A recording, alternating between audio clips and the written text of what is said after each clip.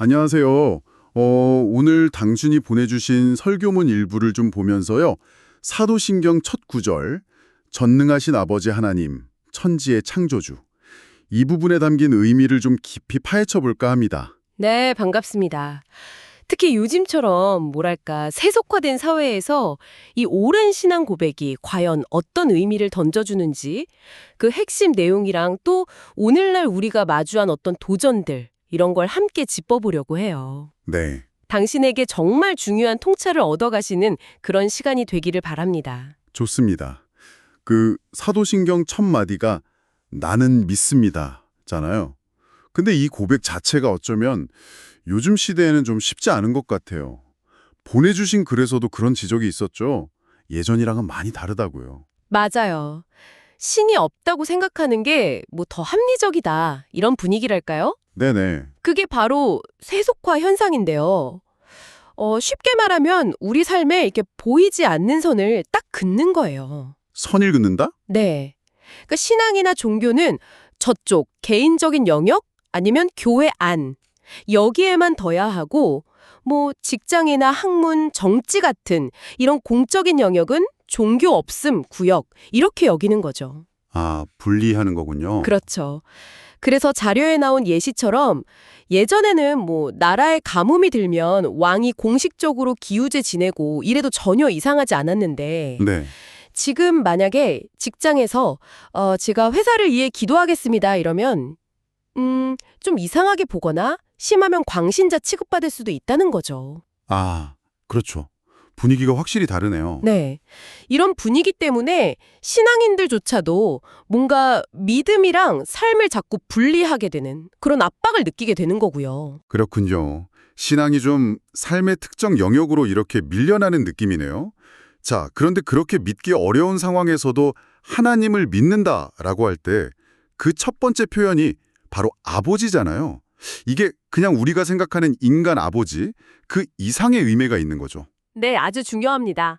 이게 1차적으로는 예수 그리스도와의 관계 안에서 성부 하나님을 뜻해요. 성부 하나님. 네, 기독교 신앙의 핵심 중 하나죠. 삼위일체. 그러니까 한 분 하나님 안에 성부, 성자, 성령 이 세 위격이 계시는데 그 안에서의 깊은 사랑, 그리고 동등한 본질 이런 걸 보여주는 표현이고요. 아, 삼위일체 안에서의 관계군요. 그리고 더 나아가서는 이제 그리스도를 통해서 믿는 우리들 있잖아요. 우리 또한 하나님의 자녀가 되어서 그 친밀한 관계로 초대받았다. 이런 의미까지 담고 있는 거죠. 와, 초대받았다. 근데 사실 요즘 같은 사회에서는 그런 친밀함을 경험하기가 더 어려워지는 것 같기도 해요.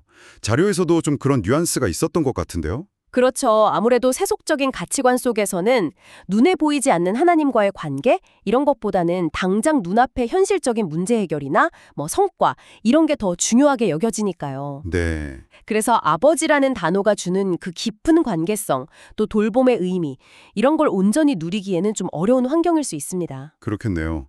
그 아버지는 또 전능하신 분으로 묘사되는데요.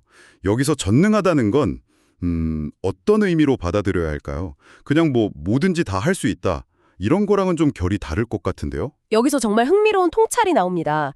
당신이 보내주신 글을 보면 이 전능하심이라는 게 단순히 막 초자연적인 기적, 이것만을 의미하는 게 아니라는 거예요. 그래요. 네, 오히려 창조 세계의 질서 안에서 예를 들면 뭐 의사의 치료라던가 과학 기술 같은 아주 일상적인 과정을 통해서도 하나님의 주권, 그러니까 섭리가 이루어진다 이렇게 보는 거죠. 아, 그러니까 제가 아프면 그냥 기도만 할 게 아니라 병원에 가서 치료받는 그 과정 자체도 하나님의 돌보심 안에 있다. 이런 말씀이시군요. 맞습니다. 세속적인 사고방식은 자꾸 이걸 분리하려고 하잖아요. 신앙이냐 아니면 뭐 과학이나 이성이냐 이렇게 양자택일을 강요하는데 네, 그렇죠. 이 자료는 아니라는 거죠. 그 모든 것이 하나님의 주권 아래 있다 이렇게 선언하는 겁니다. 그 로마서 8장 28절 말씀처럼요. 모든 것이 합력해서 선을 이룬다는 아, 네네. 어려운 상황 속에서도 결국 우리를 선한 길로 이끄시는 그 하나님의 능력을 믿는 근거가 바로 이 전능하심에 있다는 거죠. 말 그대로 삶의 모든 영역에서 모든 상황에서 의지할 수 있는 분이다. 이런 고백인 셈입니다. 모든 것을 다스리시는 전능하신 아버지. 와, 그렇다면 그 시작점, 천지의 창조주라는 고백은 또 어떤 의미를 더할까요? 이게 단순히 세상이 어떻게 시작됐나, 뭐 빅뱅 이론 같은 그런 과학적 설명과는 또 다른 차원의 이야기겠죠? 그렇습니다. 훨씬 더 깊은 의미죠. 그냥 물질적인 세상을 만드셨다 이걸 넘어서요. 하나님께서 이 세상의 원리와 질서를 세우셨을 뿐만 아니라 가장 중요하게는 우리 존재에 목적과 가치를 부여하신 분이다. 이런 뜻입니다. 목적과 가치요. 네. 그 웨스트민스터 소요리 문답의 첫 질문이 그거잖아요. 사람의 제일 되는 목적이 무엇이냐. 아, 네, 유명하죠. 하나님을 영화롭게 하고 영원토록 그분을 즐거워하는 것. 바로 이 선언과 맞닿아 있는 거죠. 와, 창조주라는 고백이 단순히 시작점이 아니라 우리 존재의 목적까지 연결된다는 건 정말 생각해 볼 지점이네요. 그럼 이 관점에서 보면 세상이 어떻게 보든 뭐 어떤 기준을 들이대든 상관없이 모든 인간은 그 자체로 존귀하다. 이런 의미로 이어지겠군요. 설교에서 예를 드신 것처럼 뭐 어떤 환경에서 태어났든 말이죠. 정확합니다. 정말 정확해요. 우리가 그냥 우연히 어쩌다 보니 이 세상에 던져진 존재라면 사실 삶의 의미를 찾기가 너무 어렵잖아요. 끊임없이 방황할 수밖에 없고요. 그렇죠. 근데 창조주가 계시고 그분의 목적이 있다면 이야기가 완전히 달라지죠. 내가 어떤 배경을 가졌든 뭐 가난하든 부유하든 건강하든 아니든 상관없이 모든 존재는 그 자체로 가치가 있다는 겁니다. 반대로 이 창조주를 잃어버리면 어떻게 될까요? 사람들은 이제 다른 데서 의미를 찾으라고 하죠. 돈, 명예, 쾌락 같은 것들.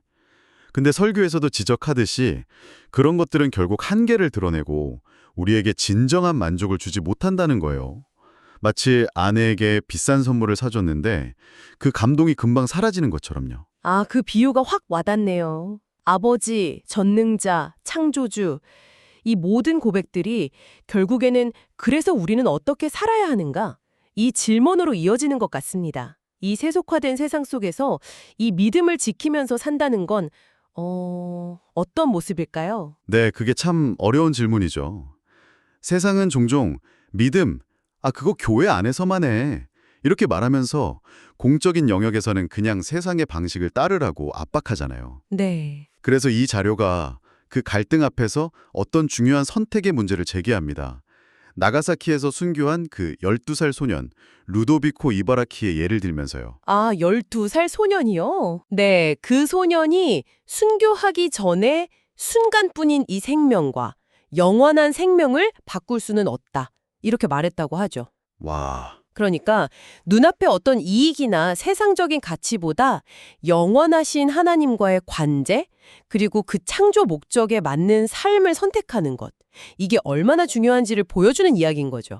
오늘 정말 사도신경의 첫 부분을 통해서 하나님을 아주 친밀한 아버지로, 또 모든 것을 다스리시는 전능자로, 그리고 우리 삶의 궁극적인 목적과 가치를 주신 창조주로 이해하는 아주 깊이 있는 관점을 살펴본 것 같습니다. 네, 맞습니다. 그래서 이 전통적인 신앙 고백이 오늘 지금 이 시대를 살아가는 당신의 삶에는 어떤 울림을 주는지 한번 깊이 생각해 보시면 좋겠습니다. 네, 어쩌면 당신이 그동안 이건 종교랑 상관없어 라고 여겼던 그런 일상의 영역들 있잖아요. 뭐 직장에서의 업무라든지 병원에서의 치료 아니면 그냥 평범한 인간관계 속에서 바로 그 안에서 하나님의 다스리심과 또 당신을 향한 그분의 특별한 목적을 새롭게 발견하게 될지도 모르니까요. 당신 삶의 궁극적인 목적은 과연 어디에 있는지 오늘 나눈 이 고백에 비추어서 한번 진지하게 돌아보는 건 어떨까요?